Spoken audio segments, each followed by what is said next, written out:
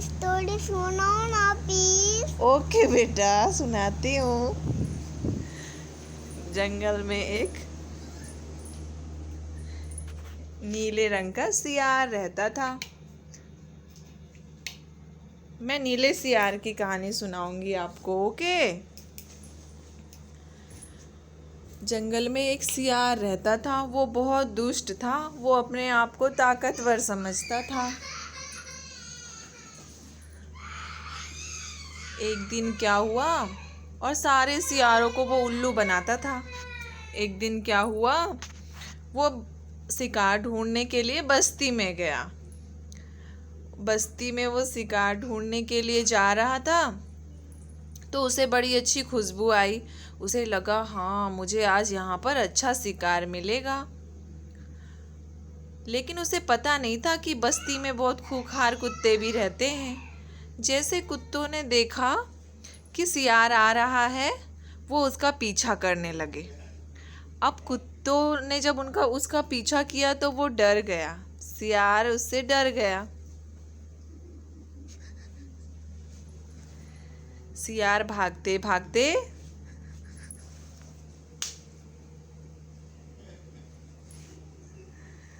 कहाँ गया भागते भागते? एक एक घर पर छुप गया। और बहुत डरपोक था ना वो।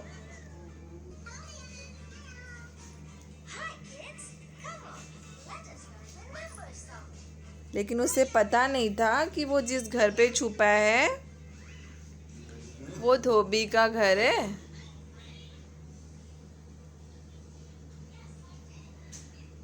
हम्म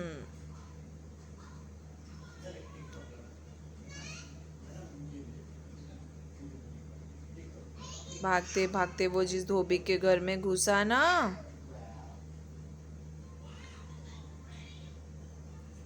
उसे पता नहीं था कि जिस ड्रम में वो घुसा वो छुप गया ना वहां पे एक ड्रम में। एक नीले कलर का वहां बहुत बड़ा ड्रम दिखा उसे। वो उसमें छुप गया।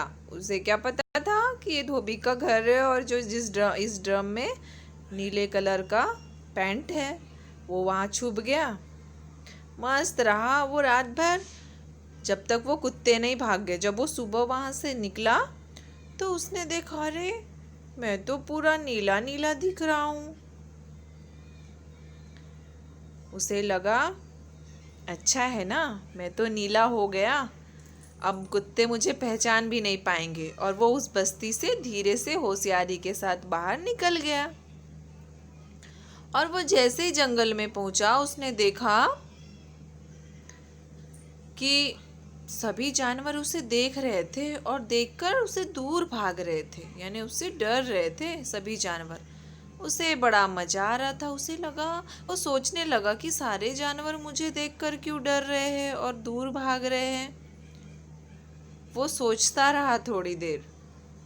फिर उसे लगा, हाँ, मेरा नीला रंग देखकर सब मुझे देखकर भाग रहे हैं।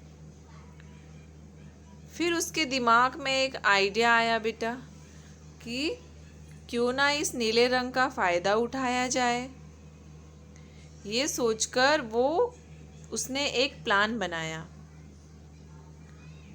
प्लान ऐसा था कि वो चाहता था मैं सब लोगों से बोलूं कि मुझे वन देवता ने भेजा है जंगल का नया राजा बनाकर। इसलिए तो मैं सभी जानवरों से अलग हूँ। फिर उसने सभी जानवरों को बुलाया और कहा, डरो नहीं तुम मुझसे, कोई नहीं डरो, मैं वन देवता के द्वारा भेजा गया हूँ और मैं इस जंगल का राजा हूँ। सारे जानवर उसकी बात भी मान गए। उन्होंने सारे जानवरों ने सोचा, सही बात है, क्योंकि ये सब लोगों से अलग दिखता है, इसका रंग नीला है और सभी जानवरों से अलग है। ये लोगों से नहीं, जानवरों से अलग है। सभी जानवरों से ये अलग है, इसलिए सभी ने डर के उसे नया राजा घोषित कर दिया। बाघ, चीता, शेर सब डर गए। शेर ने अपनी जगह उसे दे दिया, यानी जंगल का राजा कौन बन गया? चीता बन गया। चीते को तो बड़ा मजा आ रहा था। उसने सोचा, अच्छा है, मेरा प्लान तो कामयाब हो गया और वो जंगल का राजा बन गया। और अब तो उसके मजे थे। उसने सभी को अपने अपने काम में लगा दिया। किसी को अपना सेनापति बना दिया, किसी को अपना मंत्री बना दिया और खुद मजे ले रहा था। जिस चीज़ की फरमाइश करता, जंगल के बाकी जानवर उसे लाकर देते, वो मजे से खाता रहता। उसके दिन अच्छे गुजर रहे थे। कुछ दिन धीरे धीरे बीत रहे थे। फिर एक दिन क्या हुआ, रात के समय जब वो अच्छे से खा पी कर सो रहा था, तो कुछ सियार आए और वो जोर जोर से चिल्लाने लगे। अब ये भी तो सियार था अंदर से, तो ये भी उनकी सियारों की आदत होती है। वो जैसा एक सियार चिल्लाता है, सारे सियार वैसे ही चिल्लाते हैं। तो इसे पता भूल गया था ये कि मैं नीले रंग का हूँ और अभी राजा बना हुआ हूँ। तो ये भी जोर जोर से चिल्लाने लगा। जैसे वो सियार चिल्ला रहे थे, वैसे ये भी चिल्लाने लगा। जब ये जोर जोर से चिल्लाने लगा, तो सभी जानवरों की नींद खुली और सब जानवर उसकी ओर देखने लगे। जब सब लोगों ने देखा कि अरे ये तो सियार जैसे चिल्ला रहा है, तो सब लोग समझ गए कि ये सियार है, ये कोई वन देवता द्वारा भेजा गया जानवर नहीं है।